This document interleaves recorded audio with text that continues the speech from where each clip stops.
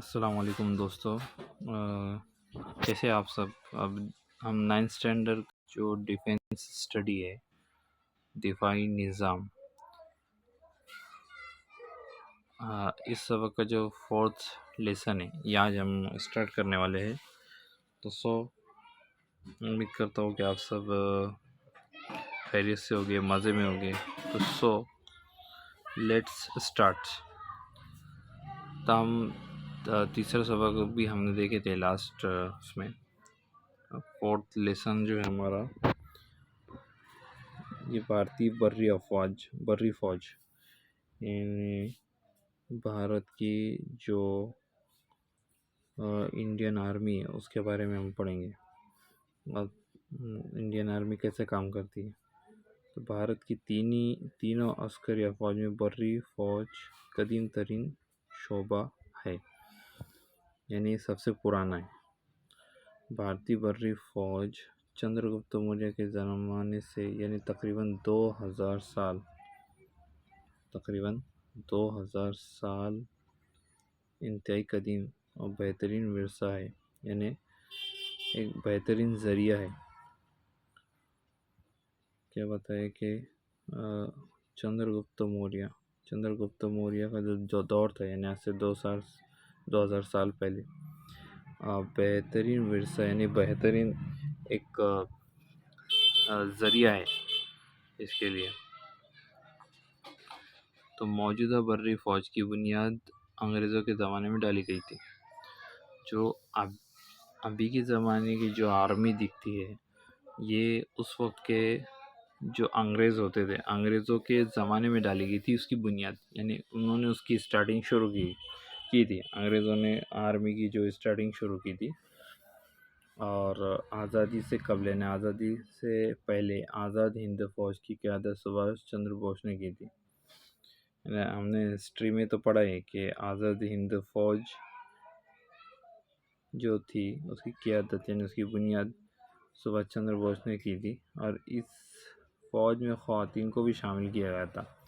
ये सबसे मेन बात है कि उसके अंदर ख़वातीन को भी शामिल किया गया था, जिसकी सरबराह यानी जिसकी हेड जो थी कैप्टन लक्ष्मी स्वामीनाथन, इस फ़ौज की शोबे ख़वातीन की सरबराह थी यानी हेड थी। जैसे मैं आपको एक पिक्चर दिखाता हूँ, और शायद ही आपने ये पिक्चर देखा होगा। ये पिक्चर बहुत आम माना जाता है। ये देखिए, ये पिक्चर जो है ये स्वामीनाथन कैप्टन लक्ष्मी जो है सुभाष चंद्र बोस के साथ में परेड करते हुए नज़र आ रही है। ये पिक्चर आपने अक्सर देखा होगा। यही है कैप्टन लक्ष्मी स्वामीनाथन, जो भारत की फ़ौज की पहली ख़वातीन की सरबराह थी। उसी के साथ भारतीय बर्री फ़ौज का जो किरदार क्या है, क्या रोल है, आर्मी का क्या रोल है, आज इसके बारे में देखते हैं। बैरूनी हमले और दाखिली बदअमनी से मुल्क की हिफाजत करना, यानी भारत के बाहर भी दुश्मन है। अभी अब आपने देखा होगा कि करंटली ऑपरेशन सिंदूर चलाया गया। तो इसमें तो भारतीय फ़ौज का कोई ये नहीं था, बट एयरफोर्स का उसके अंदर एयरफोर्स का उनका काफ़ी एक रोल था।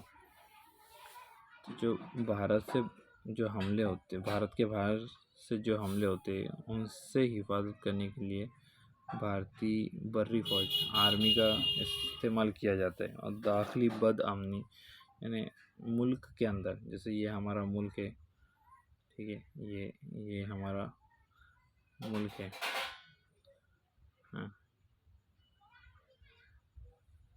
ये हमारा मुल्क है। तो इसके अंदर जो भी परेशानी आती है, आपस में झगड़े होते हैं, बहुत से मसले मसाइल होते हैं, प्रॉब्लम्स देखने को मिलते हैं, हिंदू मुस्लिम के लड़ाई देखने को मिलती है, या गवर्नमेंट कोई बिल वगैरह लाती है तो उसकी मुखालिफत होती है, तो माहौल बहुत ज़्यादा ख़राब होता है।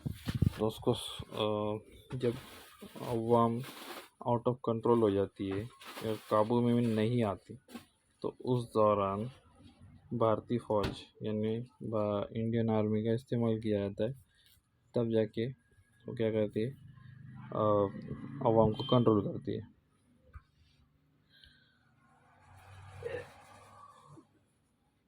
तो बड़ी फ़ौज की अहम जिम्मेदारी होती है, हाँ, और इस जिम्मेदारी को कामयाबी के साथ निभाने के लिए फ़ौज को दरअसल इक़दामात के लिए हमेशा मुस्तैद रहना पड़ता है, यानी हमेशा अलर्ट रहना पड़ता है। अब चलो देखते हैं कि उनको क्या क्या काम करना पड़ता है, कौन से काम करने होते हैं।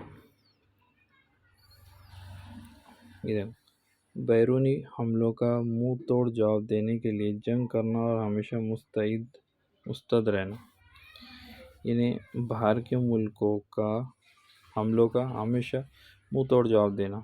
जैसे अभी ऑपरेशन सिंदूर आपने देखा होगा न्यूज़ वगैरह के अंदर, क्या हमारी फ़ौज ने किस तरह उसका बेहतर जवाब दी थी। फिर उसी के साथ मुल्क को दरपेश दाखिली ख़तरात को दूर करने के लिए दाखिली सलामती निज़ाम को कवी बनाना।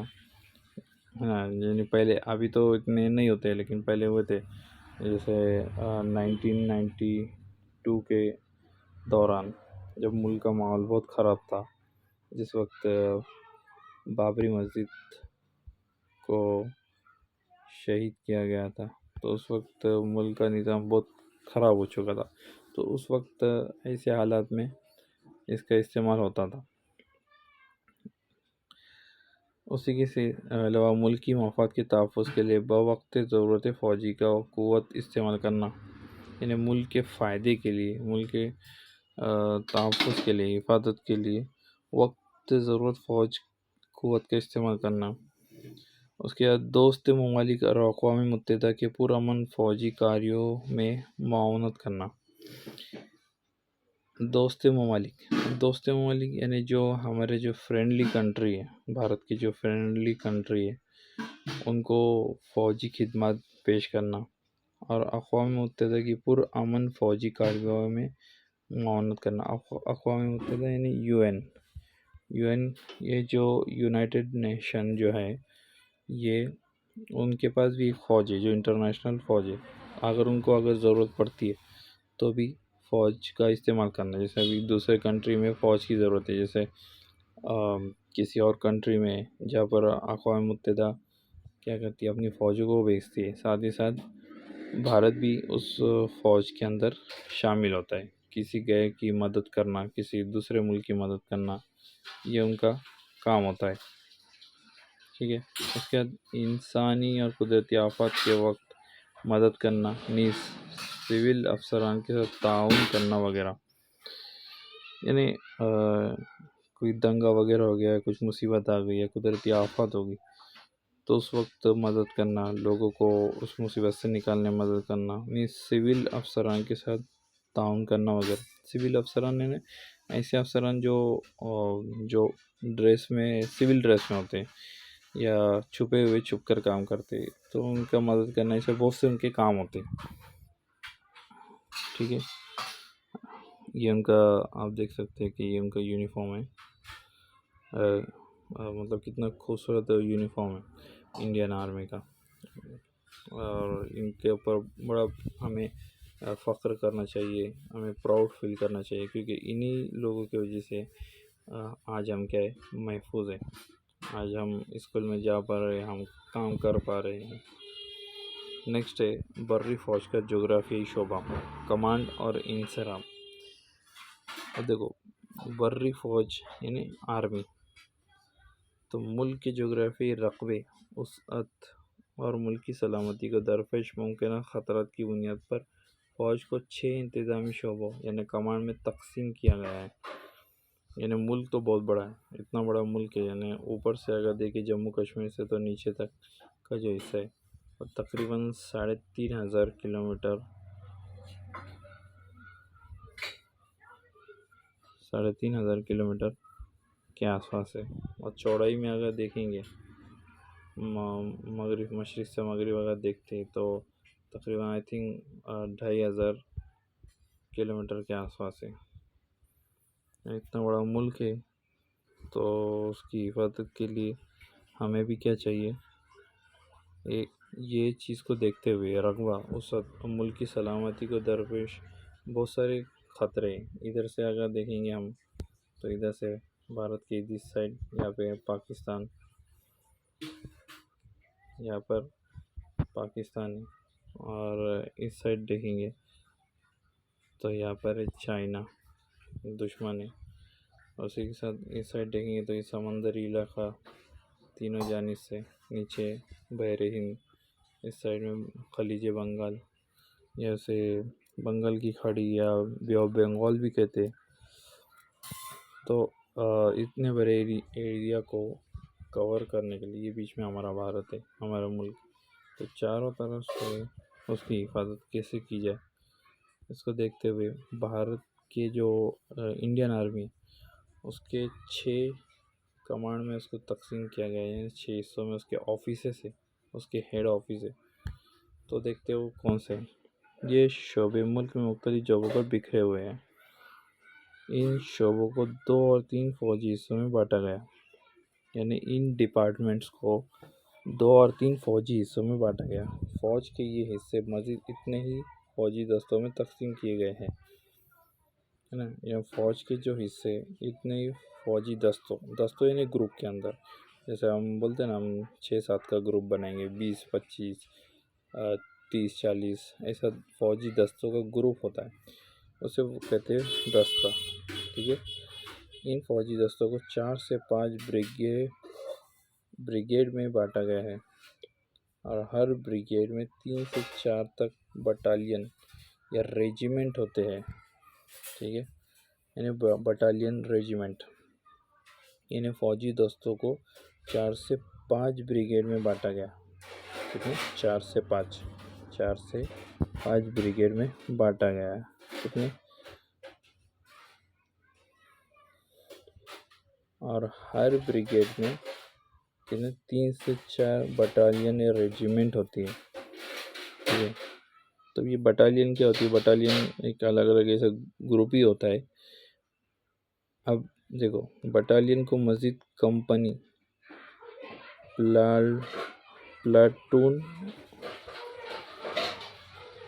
और सेक्शन में बांटा गया। अब बटालियन को भी किस में? कंपनी है, तो कंपनी उसे बोलते, या प्लाटून बोलते, या सेक्शन में उसे बांटा गया। एक सेक्शन में 10 फौजी होते हैं, एक सेक्शन में 10 फौजी होते हैं। सेक्शन फौज का सबसे छोटा और खुद मुख्तफी जंगी गिरोह होता है, यानी जो कंपनी बोलो, प्लाटून बोलो या सेक्शन बोलो, इसके अंदर 10 फौजी होती है, और ये सबसे छोटा और खुद मुख्तफी जंगी गिरोह होता है। यानी ये खुद से अगर उनको वक्त पड़ा तो खुद से उनको जंग करना पड़ती है। जैसा अभी मान लो, आपको समझ में नहीं आ रहा होगा, आपको मैं बताता हूँ। जैसा अभी ये हमारा ये भारत का ऊपरी हिस्सा मैं बताता हूँ। ठीक है, ये भारत का ऊपरी हिस्सा है, ये इधर से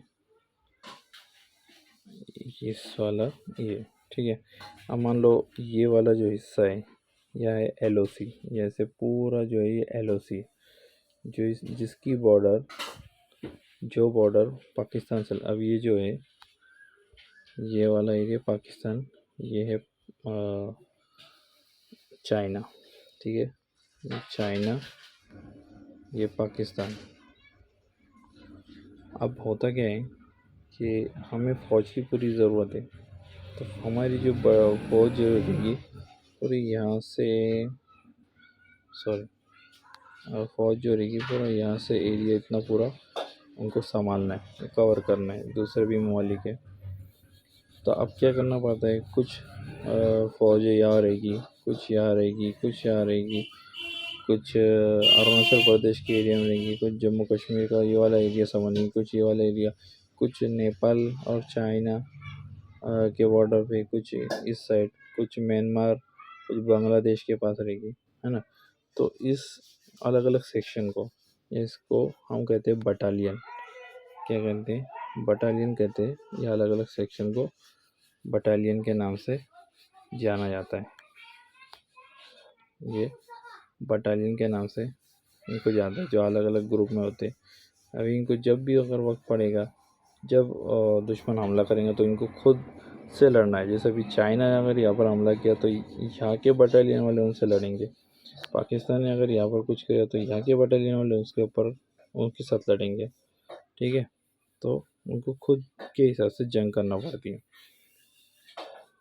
अब देखो आर्मी हेडक्वार्टर्स, अब जो 6 जो हेडक्वार्टर्स है वो कैसे काम करते हैं और कैसे नहीं। अब जैसे चीफ ऑफ द आर्मी क्या है,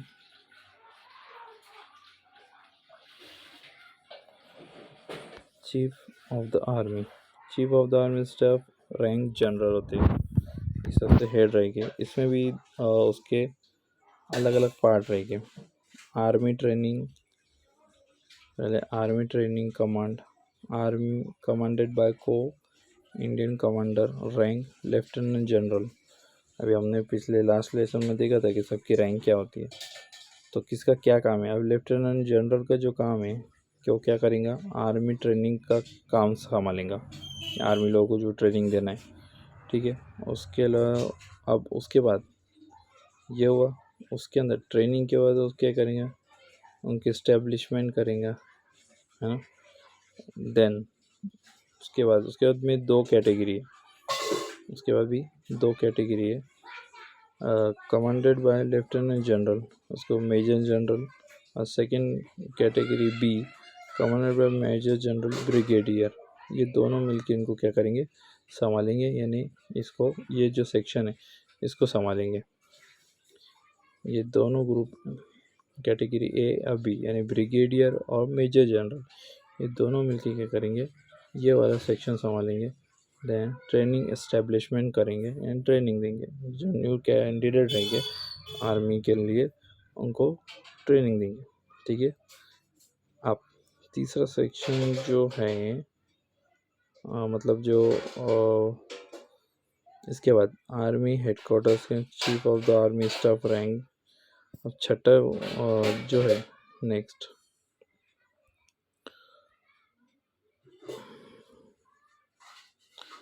के कमांडेड बाय द को army commander, rank lieutenant general. इसका काम है कॉफ्स, रिकमेंडेड बाय जीओसी इसको रिकमेंड करेंगे यानी चलाएंगा। कॉम्स कमिश्नर, रैंक लेफ्टिनेंट जनरल, उनके काम क्या होते हैं, यानी इसमें क्या बताया कि कौन से ऑफिसर का क्या काम है।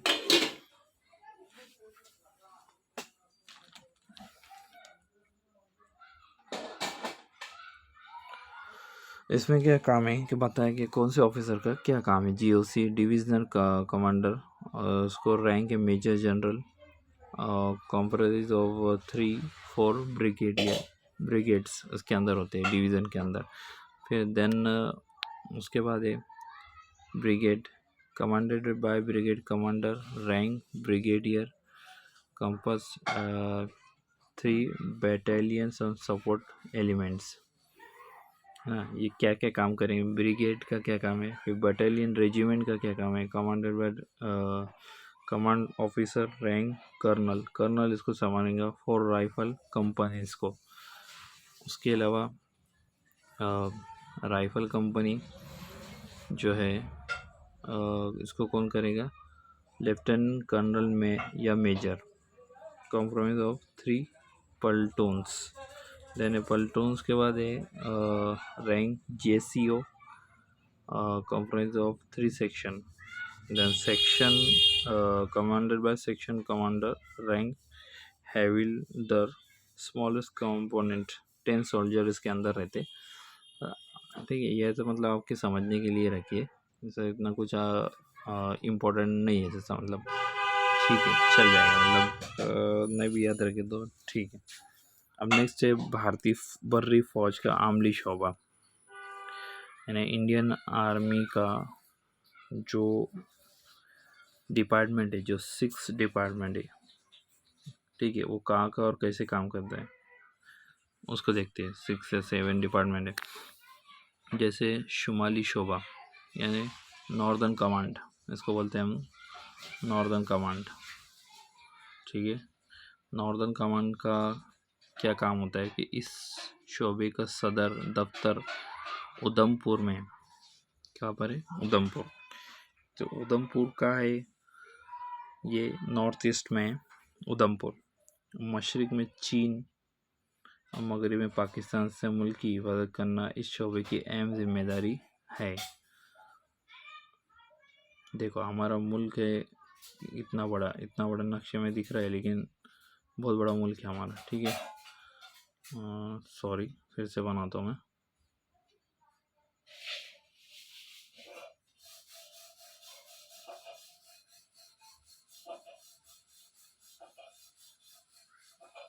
इतना खास नहीं बन रहा है, वरना आप लोग समझ लीजिए इतना बड़ा मुल्क है। तो इसका जो दफ्तर है, मतलब इसका जो हेड क्वार्टर है ये उधमपुर। तो आप मैप में देख लीजिएगा उधमपुर कहाँ पर है ना। तो इस साइड है, मतलब इस साइड पाकिस्तान और इस साइड चाइना मशरक़। तो उनसे हिफाजत करने के लिए इस शो की अहम जिम्मेदारी है। जैसे समझो यहाँ पर अगर पाकिस्तान, अगर हम ऐसा करते, मान लो कि हम ऐसा करते सिर्फ यहाँ पर एक हेड क्वार्टर रखते और अचानक अगर चाइना ने हमला कर दिया या पाकिस्तान ने हमला कर दिया तो यहाँ से जाने में कितना वक्त लगेगा, है ना। इसलिए हमने इसको, मतलब इंडिया ने इसको 6 डिपार्टमेंट्स में 6 हिस्सों में तकसीम किया, ठीक है। तो यहाँ एक रखा गया वो इस शोबे का उधमपुर में, और उसके बाद जम्मू कश्मीर का अहम इलाका इस शोबे का ये आता है, ये जम्मू कश्मीर यहाँ पर है, ठीक है। यानी इस कुछ एरिया मतलब जम्मू कश्मीर का है, कुछ मतलब यहाँ के जो ऊपर के जितने भी प्रॉब्लम है ये वाला दफ्तर उसको क्या करेगा, हैंडल करेगा अगर कुछ प्रॉब्लम होती है तो। आई थिंक आप लोग समझ चुके होंगे कि इतने 6 दफ्तर डालने की क्या ज़रूरत पड़ी। अब उसके बाद मगरबी शोबा। अब इस शोबे में का सदर दफ्तर चंडीगढ़ में है, ठीक है। चंडीगढ़ मतलब ये वाला शोबा आता, आई थिंक पहला वाला जो था वो इधर है, कुछ इधर भी है, लेकिन चंडीगढ़ जो आता है वो पंजाब और हरियाणा के पास आता है। तो इस शोबे में पंजाब, ठीक है, मशरक़ में हिमाचल प्रदेश, यहाँ पे हिमाचल प्रदेश इसका दायरा कार है, यानी ये इसके अंडर में इतना हिस्सा काम करेगा। उसी के अलावा मगरब में पाकिस्तान से और मशरक़ से पाकिस्तान से मुल्क की हिफाजत की अहम जिम्मेदारी है, ठीक है। ये हो गया। उसके अलावा ठीक है, अब तीसरा बढ़ते हम जुनूब मगरबी शोबा। जुनूब मगरबी शोबा, देखो मैं फिर से मैप बनाता हूँ, नीचे वाला हिस्सा हम ड्रॉ करते हैं, ठीक है। अब जुनूब मगरबी शोबे में क्या है कि इसको साउथ वेस्टर्न कमांड के नाम से, SWC के नाम से जाना जाता है, साउथ वेस्टर्न कमांड। इस शोबे का सदर दफ्तर जयपुर में है। अब जयपुर का आता है, मैं फिर से मैप बनाता हूँ। ये ऊपर वाला जो है, ये वाला ये है राजस्थान के अंदर उसकी राजधानी है जयपुर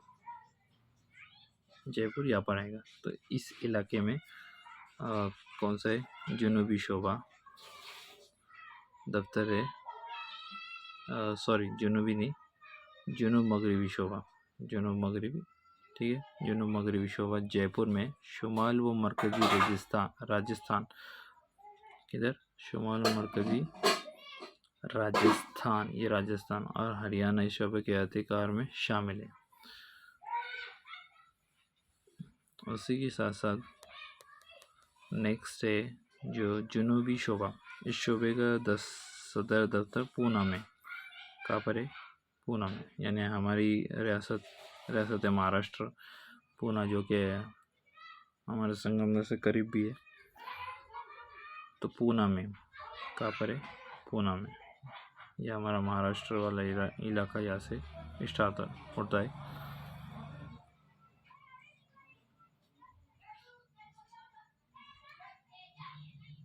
तो ये सॉरी गुजरात के नीचे यहाँ पर, और यहाँ पर महाराष्ट्र है, और देन यहाँ इसी के अंदर पूना है। तो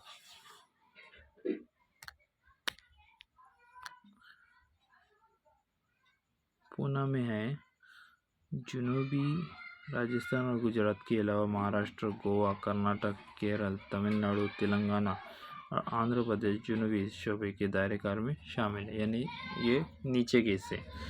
उसी के साथ साथ मरकजी शोबा यानी सेंट्रल कमांड, इस शोबे का सदर दफ्तर लखनऊ में यूपी के अंदर, यानी भारत का जो इस तरह का ये जो हिस्सा है, ये वाला जो नीचे आते हैं यहाँ पर है यूपी। तो उसकी राजधानी लखनऊ। तो लखनऊ के अंदर ये शोबा मौजूद है। उत्तराखंड, उत्तर प्रदेश, बिहार, मध्य प्रदेश, उड़ीसा, झारखंड और छत्तीसगढ़ इस शोबे के दायरेकार में, यानी उस शोबे के यानी उस डिपार्टमेंट के हिस्से में आते हैं। उत्तराखंड चीन की और उत्तर प्रदेश, बिहार में भारत नेपाल की सरहद की हिफाजत करना इस शोबे की जिम्मेदारी है। यानी ये वाला जो हिस्सा है, यहाँ पर ऊपर चीन है, ठीक है, बिहार, भारत, नेपाल चीन और भारत के बीच में आता है। तो इनकी सरहद की हिफाजत करना ये डिपार्टमेंट की जिम्मेदारी है। उसके बाद मशरकी शोबा, ईस्टर्न कोस्टल जिसको बोलते हैं, ईस्टर्न कमांड। तो मशरकी शोबा है जो है ये नीचे वाला। तो इस शोबे का नहीं सॉरी ये वाला हिस्सा जो ऊपर वाला हिस्सा है, ठीक है, मशरकी हिस्सा।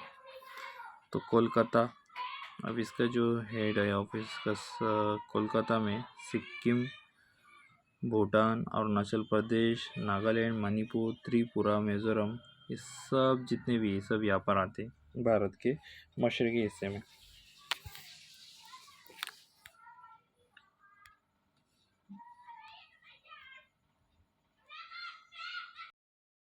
इसे ये इसके हिस्से में आते हैं, और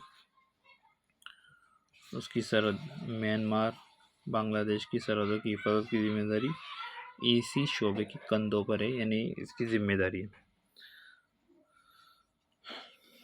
और लास्ट वाला जो है ये तो हो गए 6। अब 7वां जो है शोबा तरबियत यानी ट्रेनिंग सेक्शन, यानी इन फौजों को जो फौज होते हैं इनको ट्रेनिंग देना ये सबसे अहमियत का हिस्सा है।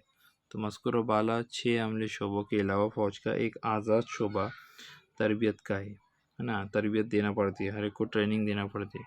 तो बिना ट्रेनिंग के तो ऐसा तो नहीं है कि दुश्मन से लड़ सकेंगे, इसलिए ट्रेनिंग देना ज़रूरी होती है। इसलिए इसका भी अलग से एक शोबा है, मतलब एक डिपार्टमेंट है, एक कॉलेज है जो बर्री फ़ौज की तरबियत की जिम्मेदारी अंजाम देता है। जो क्या करता है, इंडियन आर्मी जो है उनकी जो तरबियत होती है, तरबियत मीन्स उनकी ट्रेनिंग होती है, उसको ये ट्रेनिंग देने का काम करता है। ओके,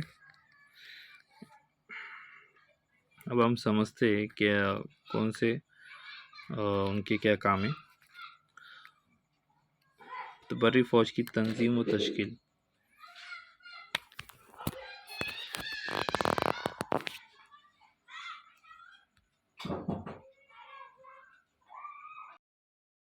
आर्मी की तंजीम व तश्कील यानी उसके काम कैसे होते हैं, उनके पास क्या क्या चीज़ें, कैसा सिस्टम है, उसके बारे में देखेंगे। बर्री फ़ौज की तकसीम खुसूसी तौर पर जंगजू शोबे, जंगजू यानी जो जंग लड़ने वाले जो डिफेंस है चीज़ें, और माविन खिदमात के शोबे में की जाती है।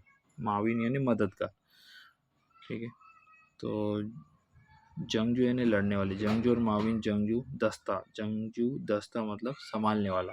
ऐसे वक्त में उनको कौन सी चीज़ें लगेंगी, कौन सी चीज़ों की ज़रूरत पेश आएगी, या कौन सी चीज़ उनको चीज़ों की ज़रूरत है, ऐसी चीज़ों जैसा अभी हम यहाँ देखते हैं कि इस मैदान में जंग में दुश्मनों से बराह रास्त यानी सामने फेस टू फेस लाइव लड़ने वाली फौजी दस्तों का शुमार है।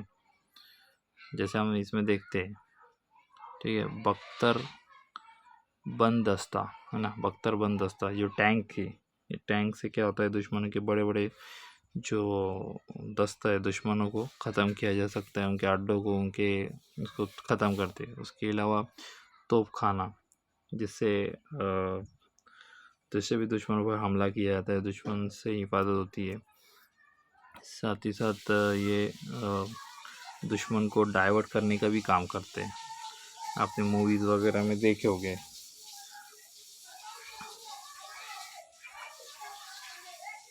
उसी के साथ साथ नेक्स्ट है इंजीनियरिंग दस्ता। ठीक है, ये के अलग अलग टेक्निक का काम करते हैं, जैसे पुल बनाना, पुल का इजाद करना, या किसी कंस्ट्रक्शन का काम करना। प्यादा प्यादा फौज, हाँ फौज जो है कभी पैदल जंगल में घुसकर काम करते हैं। उसी के अलावा यहाँ पर हम देखेंगे कि दस्ता बराए राफ्ता, ये कांटेक्ट करने का, कि दुश्मन कहाँ पर है। जैसे आप यहाँ पर देख रहे होंगे, ये ऊपर जो दिख रही है एंटीना टाइप में, ये देखते हैं कि कहीं दुश्मन की तरफ से कुछ मिसाइल वगैरह कुछ तो नहीं आ रही है। इससे हमें पता लगता है कि दुश्मन कहीं किधर से हम पर हमला तो नहीं कर रहा है।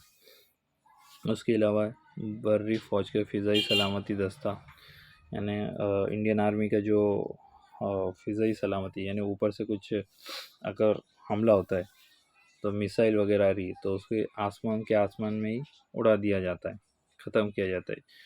जैसे मान लो अभी यहाँ पर कोई मुल्क है, उसने हमला कर दिया, मिसाइल से हमला है, ये हमारा यहाँ पर मुल्क है, तो ये इसका काम होगा कि ये वही के वही मिसाइल को क्या करे, शूट डाउन कर दे, उसको वही ख़त्म कर दे, ताकि नीचे हिफाजत हो। ठीक है, अब नेक्स्ट है बर्री फ़ौज का फ़िज़ाई दस्ता है, यानी इनका काम होता है उड़कर किसी जगह जाकर, आर्मी वगैरह या किसी जगह उतरना हो, कहीं इमरजेंसी में कहीं जाना हो, तो इसका इस्तेमाल करते हैं। उसी के साथ इंडियन आर्मी फ़ौज का इंटेलिजेंस शोबा, ये ड्रोन वगैरह से दुश्मन पर नज़र रखी जाती है। ठीक है, अब देखो माविन जंगजू दस्ता, अब इनका काम क्या होता है। माविन यानी मददगार कि बर्री फ़ौज यानी इंडियन आर्मी का फरहामी शोबा, यानी इनका काम होता है अनाज, है ना, अनाज पहुंचाना। जंग तो भूखे पेट नहीं होगी, इसलिए जो फ़ौज में काम करने वाले जो अफसर होते हैं उनको खाना पहुंचाना, या मेडिकल इमरजेंसी वगैरह रहेगी तो ये कपड़े वगैरह, नकल अमल यानी आने जाने के लिए गाड़ियों का इंतज़ाम, ये सब ASC, इसे कहते हैं ASC, यानी इंडियन आर्मी का बर्री फ़ौज का फरहामी शोबा, यानी उनको जो भी चीज़ की ज़रूरत होगी, पेट्रोल वगैरह चीज़ों की फराहमी करना, बाज़ार की जो चीज़ें, खाने की चीज़ें, वो मुहैया करवाना। उसी के अलावा दूसरा जो हम देखेंगे, बर्री फ़ौज का शोबा बराए जंगी सामान, AOC। ठीक है, AOC, इसे कहते हैं AOC। तो आपको ये जो निशान दिख रहे, जो मार्किंग दिख रही है, इसे भी ध्यान रखना है। आपको एग्ज़ाम में पूछा जाता है कि ये जो मार्किंग है ये किसकी है, ये कौन है, ये कौन से शोबे से ताल्लुक़ रखते हैं, तो आपको आइडेंटिफाई करते आना चाहिए। नेक्स्ट है EME। ठीक है, EME शोबा बराए इलेक्ट्रॉनिक व इंजीनियरिंग असला और दीगर अशा की दुरुस्तगी और निगहदाश्त, यानी वहाँ पर मशीनें वगैरह होती है, टैंक्स होते हैं, बहुत से चीज़ें होती है, तो उनकी क्या करना है, वो उसकी देख रेख का काम करते हैं। इंजीनियरिंग जो होती है वो उसका काम करते हैं EME। जैसे देखो मैं अभी आपको इंग्लिश केस में बताता हूँ।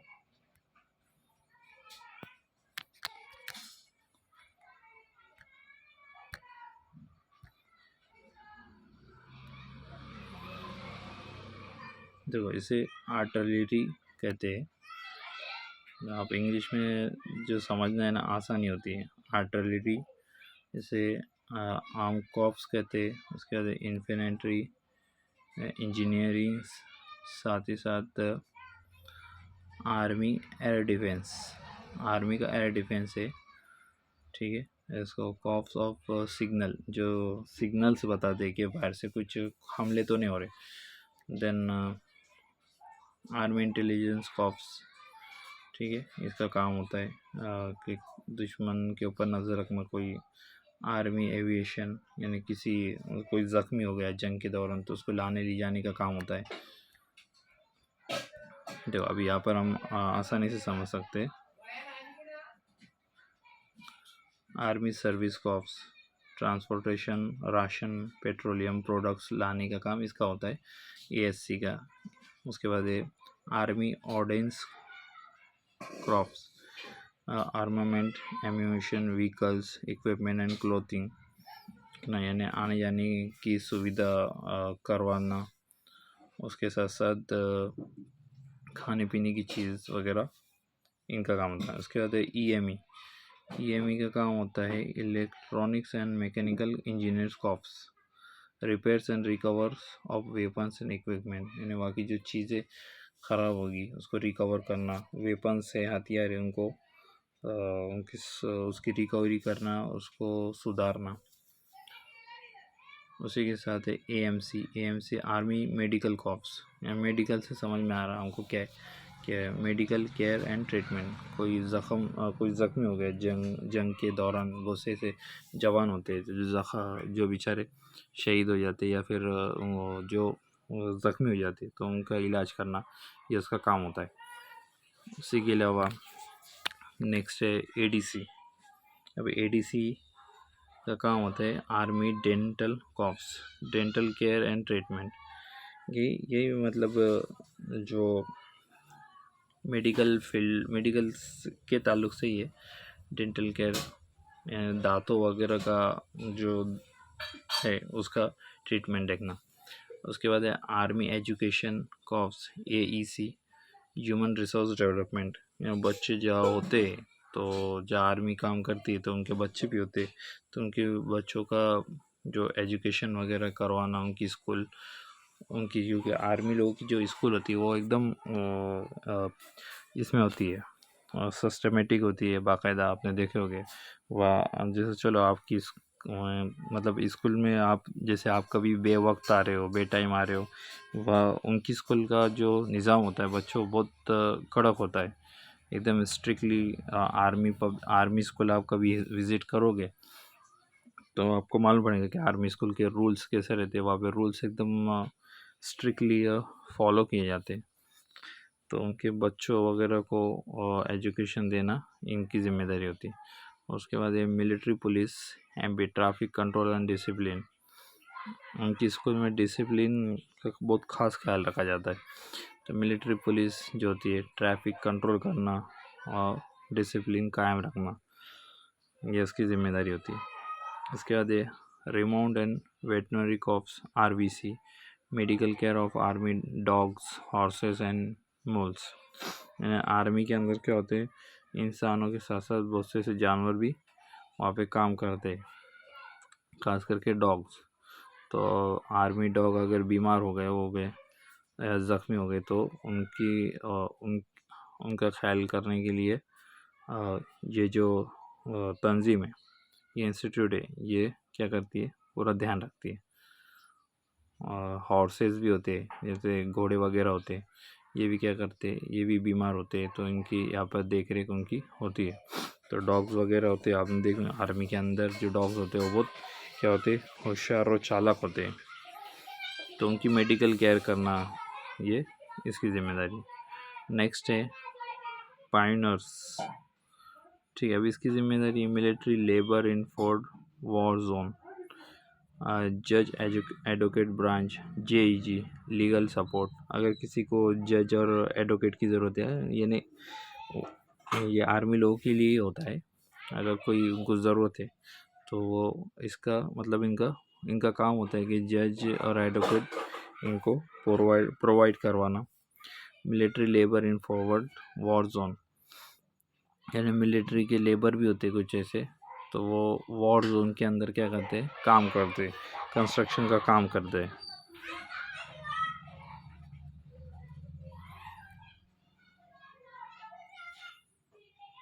फौजी मज़दूर उसको बोलेंगे, फौजी मज़दूर, ठीक है।